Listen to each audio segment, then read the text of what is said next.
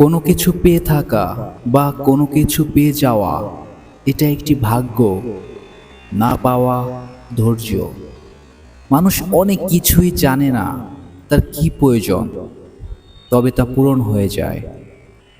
মানুষের বোঝা উচিত অল্পতে কোনো কিছু পাওয়া তার জন্য বিশেষ কিছু, তবে মানুষের বিশেষ কিছুর মূল্যায়ন বাকি রাখা যাবে না। অল্পতেই পেয়ে যাওয়া তার জন্য কোনো কিছু চাওয়ার সাথে না পাওয়ার যে আর্তনাদ, তা কাম্য নয়। এরপরেও পাওয়া জিনিসটি সঠিকভাবে রক্ষণাবেক্ষণ হতেই হবে। না পাওয়াটা আর্তনাদের সামিল। আর্তনাদ করে সে যে দিনের পর দিন কোনো কিছু চায়, পায় না।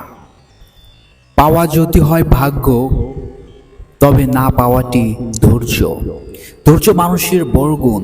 এমন তো হতে পারে আল্লাহ তোমাকে ধৈর্য পরীক্ষা করছেন।